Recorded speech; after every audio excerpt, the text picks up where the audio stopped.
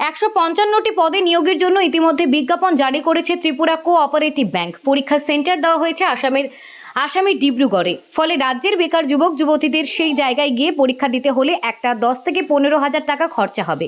রাজ্যের বেকারদের কথা চিন্তা করে রাজ্যেই চাকুরির জন্য পরীক্ষা কেন্দ্র খোলার এবং ওই পদে পিআরটিসি বাধ্যতামূলক করার দাবিতে Agartala post office Chowmuhani cooperative ব্যাংকের সদর দপ্তরে এক ডেপুটেশন প্রদান করে যুব কংগ্রেস। সংবাদ মাধ্যমে আমরা আজকে দেখেছি এবং অবগত হয়েছি যে এই ত্রিপুরা কোঅপারেটিভ ব্যাংকের পক্ষ থেকে 155টি পদে নতুনভাবে নিয়োগ প্রক্রিয়া শুরু হয়েছে এবং আমরা আশ্চর্য হয়েছি এই জন্য যে এই নিয়োগপত্রের যে পরীক্ষা, এই নিয়োগ প্রক্রিয়ায় যে পরীক্ষা হচ্ছে সেই পরীক্ষার সেন্টার তারা দিয়েছে আসামে দেওঘরে। আমাদের প্রশ্ন ডিব্রুগড়ে। আমাদের প্রশ্ন যে কেন ত্রিপুরার ছেলেরা এখানে পরীক্ষা না দিয়ে এত পয়সা খরচা করে তারা ওইখানে যাওয়াটা তাদের জন্য সম্ভব না।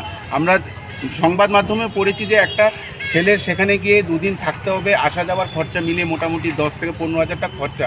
আমাদের দাবি হচ্ছে অতি সত্বর যাতে সেই সেন্টারটাকে পাল্টিয়ে ত্রিপুরা রাজ্যে সেই পরীক্ষার সেন্টারটা করা হয় এবং প্রত্যেকটি পরীক্ষার্থীতে যাতে পিআরটিসি কম্পালসারি করা হয়, এই দাবি নিয়ে আজকে আমরা কোঅপারেটিভ ব্যাংকের সেন্ট্রাল ম্যানেজারের সঙ্গে দেখা করব এবং সেই দাবি জানাবো। যে পদগুলো ছাড়া হচ্ছে সেগুলি কি ওপেন টু অল?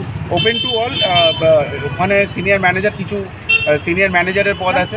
না আমি বলছিলাম যে অন্য স্টেটেরও কি এক্সাম? না, আমার তো মনে হয় না, যেহেতু ত্রিপুরা স্টেটের ছেলেদের জন্যই করা হয়েছে, কিন্তু এটা প্রথমবার হয়েছে যে সেই পরীক্ষাটা তারা ভিন রাজ্যে সেই পরীক্ষার সেন্টারটা ফেলেছে, যেটার জন্য যারা গরিব ছেলেমেয়েরা, যারা গরিব যুবকদের প্রচণ্ড অসুবিধা হচ্ছে।